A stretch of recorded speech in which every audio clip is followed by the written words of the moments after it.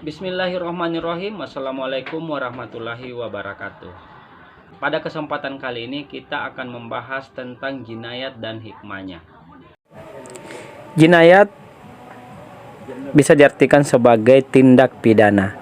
Jinayat terbagi menjadi dua, yaitu pembunuhan dan penganiayaan. Namun yang akan kita bahas pada kesempatan kali ini yakni tentang pembunuhan. Pembunuhan menurut bahasa adalah menghilangkan atau melenyapkan nyawa seseorang.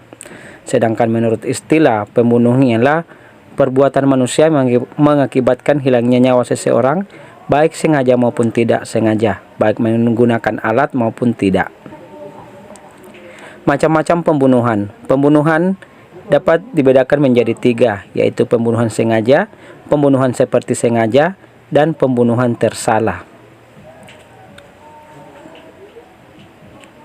Pembunuhan sengaja yaitu pembunuhan yang telah direncanakan dengan menggunakan alat yang mematikan, baik yang melukai maupun memberatkan, dan dilakukan oleh orang yang sudah balik.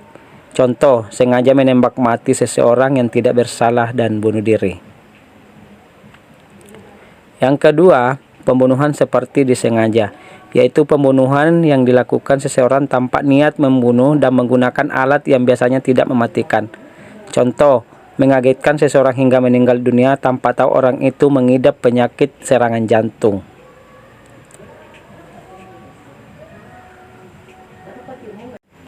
Selanjutnya yang ketiga adalah pembunuhan tersalah, yaitu pembunuhan yang terjadi karena salah satu dari ketiga kemungkinan. Pertama, perbuatan tanpa maksud melakukan kejahatan tapi mengakibatkan kematian seseorang. Contoh, pengendara mobil yang menabrak pejalan kaki. Kemudian, perbuatan yang mempunyai niat pembunuh namun ternyata orang tersebut tidak boleh dibunuh. Kemudian yang ketiga, karena faktor kelalaian.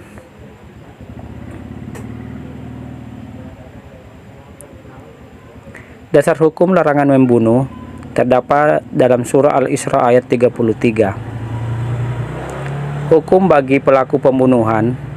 Yang pertama, pembunuhan disengaja. Hukum bagi pelaku pembunuhan sengaja adalah dikisas, yaitu diberikan hukuman yang setimpal. Pembunuhan seperti sengaja tidak dikisas, ia dihukum dengan membayar diat mughallasah yang diambil dari harta keluarga dan dapat dibayarkan secara bertahap selama 3 tahun dan juga harus melakukan kafarah. Selanjutnya, pembunuhan tersalah. Hukum bagi pelaku pembunuhan tersalah adalah membayar diat muhaffafah denda ringan yang diambil dari harta keluarga pembunuh dan dapat dibayarkan secara bertahap selama 3 tahun kepada keluarga korban.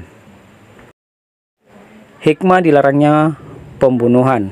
Yang pertama, memberi pelajaran kepada masyarakat agar tidak melakukan perbuatan keji. Yang kedua, manusia yang satu dengan yang lain saling menempatkan kedudukan yang tinggi, baik di dalam hukum manusia maupun di hadapan Allah Subhanahu wa Ta'ala. Yang ketiga, menyelamatkan jiwa manusia. Yang keempat, terciptanya keamanan dan ketentraman dalam kehidupan sehari-hari. Demikianlah materi pembelajaran pada kesempatan kali ini. Saya akhiri dengan ucapan Assalamualaikum warahmatullahi wabarakatuh.